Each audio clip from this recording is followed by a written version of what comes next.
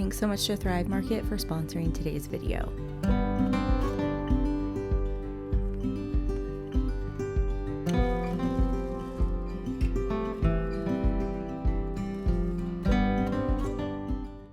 This morning I was experimenting with a little bit of freshly milled flour. I've had this Nutrimill sitting in my house for about 2 years now, and I used to pull it out occasionally from time to time, but I didn't have the kind of wheat that my family enjoyed. So I've been playing around with it lately, and I finally found a wheat that we enjoy and that's easy to digest. So my latest mission in the kitchen has been trying to figure out what exactly I can make with whole grain flour, what kind of bread I can make. I've tried a few different recipes, including the one I made today, and it's not my recipe. I'm just trying to get a hang of it and see how it works in different bread recipes. And I haven't found one that I like yet, so I'm still working on it. But this is a really simple one. It's sourdough, and I just grind some of my grain in my grain mill, and I grind it with my digital scale under it. That way I grind exactly the amount I need. You want to make sure you use it right away so all of the nutrients remain intact, or else you can freeze it, but it's best to just use it right away. So I love using my scale. That way I grind it straight into my bowl and have just the right amount.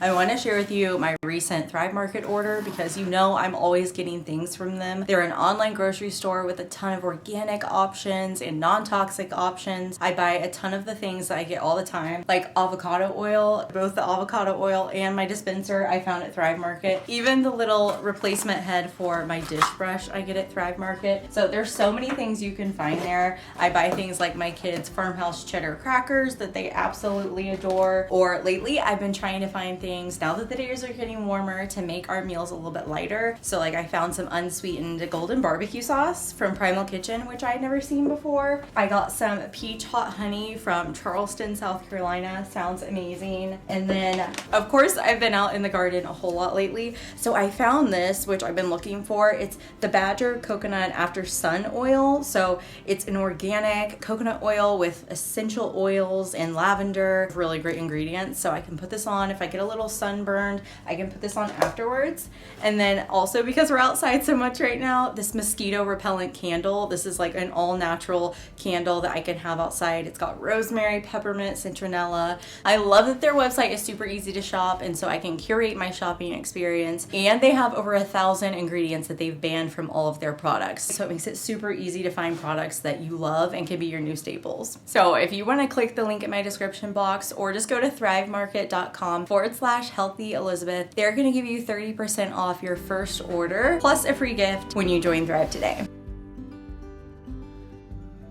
I've been having so much fun lately experimenting with my different flours for sourdough in particular because I kind of took a break for a little while. I've been having gluten sensitivities off and on for years, and so I'm trying to figure out exactly what's causing it. I'm a huge believer in eating good quality bread, so I definitely want to eat it if I can. It's a huge part of feeding my family too because I want to be able to feed my kids something as simple as toast in the morning, but I want it to be good quality. And so I've been experimenting. I have the bread that I made this morning, and this is a little bit of a different sourdough recipe. So we're experimenting with whole grain Kamut flour. If you've never heard of Kamut, Kamut is an ancient grain. So if you've heard of einkorn, it's kind of like that, but it's a little bit different. And I love the flavor and the texture that it gives breads and baked goods a whole lot more. So I ordered Kamut grains and Kamut all-purpose flour in bulk, and I've been playing around with it. And I absolutely adore the all-purpose flour, but I have yet to use the whole grain. So this is my first time we're experimenting together, and hopefully it turns out really good. I just put some of the Kamut grains here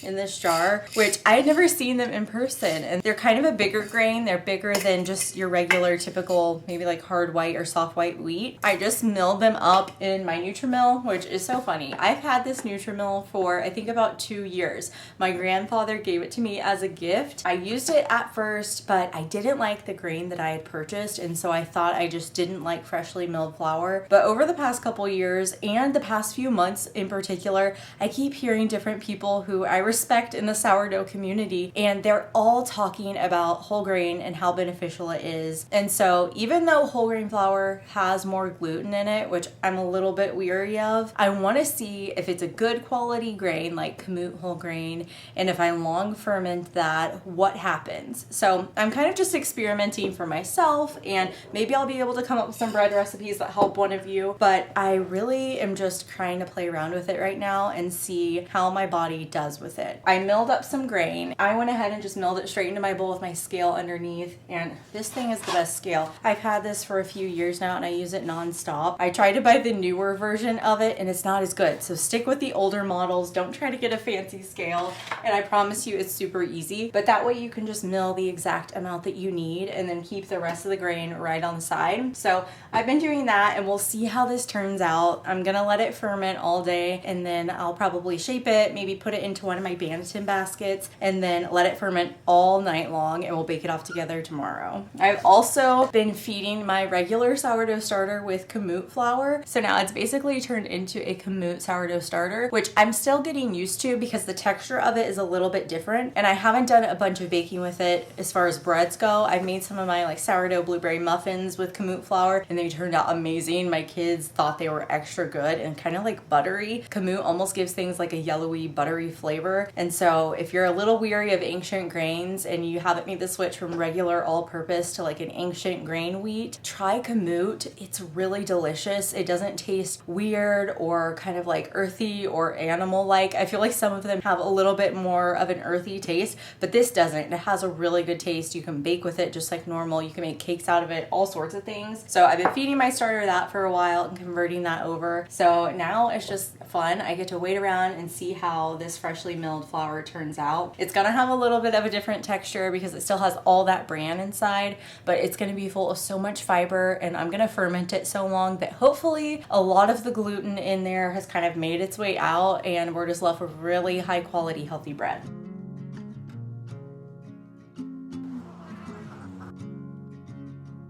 Okay, I'm in the garden. I've got my hat on, got my gloves, and I have a little bit more planting to do, so I'm gonna show you what we're gonna do. And anytime I'm outside, I throw one of these nice little light kind of gauzy shirts on. I really try to avoid any sort of toxic sunscreen. I do use the Tubes & Co one, which I love. It's just like a little bit of a sun balm, but then I like to just throw something lightweight on. That's the best way to prevent getting too much sun, but still getting enough of the good stuff. Everything in the garden so far is kind of getting established and starting to grow. I can see it starting to get just a little bit fuller, and so I've just been watering. I watered out here this morning, turning on all the different drip irrigations, and it's really beautiful. And I still have a few more things I'm gonna plant. So some of my seedlings, my seed starts, I'm hardening off, and now they're just about ready to be planted. So I'm probably gonna start planting those in just a couple of days, maybe over the weekend. That's usually my favorite time to plant things. But for now, I'm gonna get planting on this little barrel that I have over by my chicken coop. It's kind of at the end. So we have the high tunnel back there, and then the chicken run and the chicken coop. And every time I come out here, they start balking at me because they like to talk to me. And if I walk in there, one of them actually jumps on my feet. They're really friendly chickens. My job right now is to get this barrel planted. So when I planted the big garden, I had a few of these little extra plants that didn't look that great. And then, oh, I think it's missing. I have one extra flower, another one of these little vines that hopefully will come back if I kind of fix this soil up a little bit, and then a couple basil plants. So this is actually a similar mix to what I did in my big beds. I have a fennel plant, which I didn't want to plant near anything else because it tends to want to zap nutrients from everything. So here's everything I'm going to plant. We've got the fennel, a few different little variegated ivies that aren't doing so well, and some flowers and basil. I've already got my chives that are growing in here like crazy. I have a little bit of a stevia plant down there, and then some mint. So this is the same kind of soil mix-up that I did in my big beds. 1 part native topsoil, 1 part good compost, like mushroom compost, and then the coarse sand that's like construction sand. Basically, it's not play sand, it's like the really coarse stuff. It usually comes in like a darker gray color, at least where I am. And so I mix that all up. You can also top it with a little bit of worm castings for even more kind of like compost power. And this just makes really healthy soil, but it also creates really good drainage. So it's kind of like that loamy soil that just a lot of plants like. So I've heard, so we're kind of testing it out. So now that I've got my native topsoil, and we amended this not too long ago, I think with mushroom compost, if I'm remembering right. So it should still be nice and healthy. So now I'm just gonna kind of get in here and mix it up with my hands and then get my plants in. This is the fun part.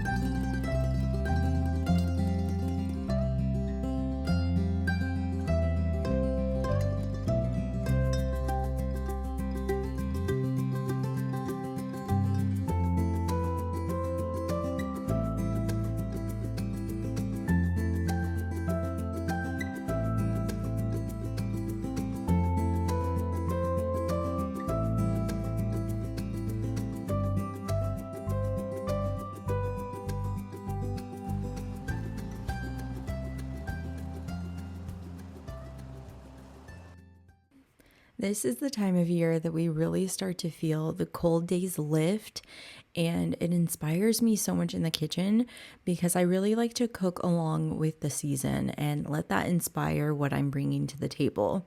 So this time of year, I love just making things that are focused more on vegetables, more simple meats put on the grill, and just kind of simplifying things. Of course, we still love having a slice of bread on the side or a whole grain to go with it, but I also just love eating as many veggies as possible. And this year especially, I want to challenge myself to eat as much as I can from the garden, fresh and in season. And you can do this anywhere, the grocery store, farmers markets, any place that sells local, any place that has that seasonal produce.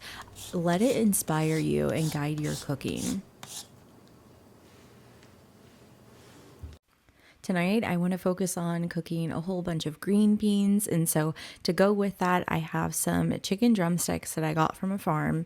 And I'm going to cook those up with a really delicious kind of marinade that I'm going to let sit on the chicken for a while. And then I'm going to put it onto the grill. And I'm making a really quick and easy marinade, but I was so inspired by the peach hot honey and just hot honey in general. You could do the same thing with that. So I'm putting the chicken in a bowl and I'm going to marinate that in a little bit of oil, some garlic, some lime juice, and a drizzle or two of some peach hot honey or just regular hot honey. Either will work. And if you want that same kind of peachy flavor, you could also put a couple slices of fresh peaches in here and let it marinate along with it. I grabbed some tarragon from the garden earlier and I chopped that up, and I'm going to add that in along too. Stir it all together and put this in the fridge to chill while I get other things started for dinner.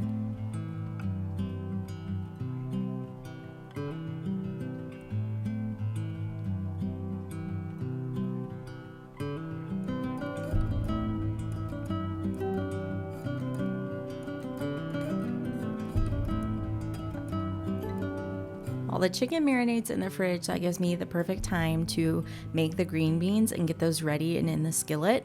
So I have about 2 pounds of green beans, and I'm gonna rinse those, make sure they're nice and clean, and then I'll trim the ends off. If there's any little stems, I'll just trim those and get those ready to go into our pan. I'm also gonna slice up a sweet onion.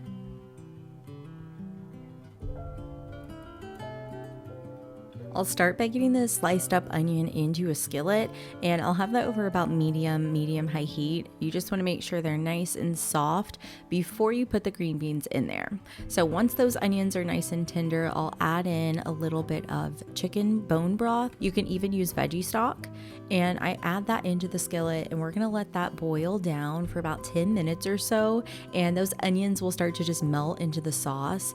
And I also put in some Worcestershire sauce. So this just adds adds a little bit of beefiness to it and adds extra flavor. And then once that sauce is kind of thickened just a hair from simmering, I add in the green beans along with salt and pepper, and then we're gonna cook them until they're nice and tender.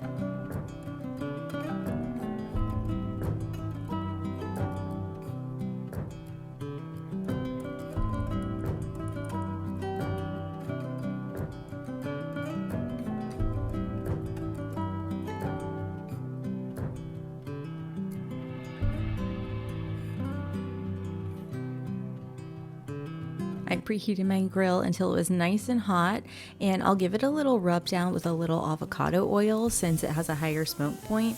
And then I will put those chicken thighs straight on there after marinating them. And I like to put it kind of more skin side down first, and then I'll rotate it. And I like to turn it to the side to give it a little cross hatch, and just make sure you're rotating it a lot so you can get nice grill marks around the whole chicken leg.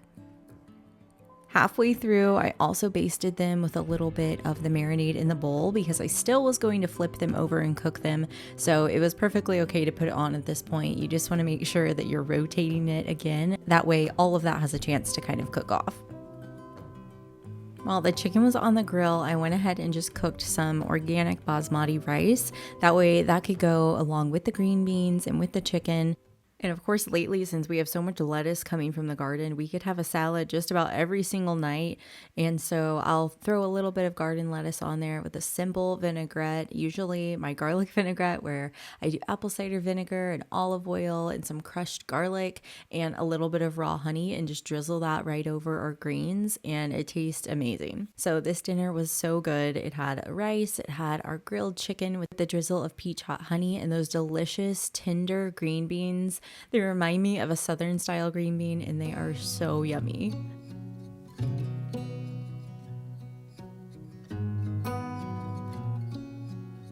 I like to store my grain in some sort of food grade tub. I found this one because I love how it has the little flap in the front. I don't like messing with the screw top lids. They're just always a hassle to me, and I'd rather just lift it up really easily and be able to scoop out some grain or some flour. I have 2 of these. I have some for my Kamut berries and my Kamut flour, and it makes it super easy just to scoop out my grain or flour anytime I need it.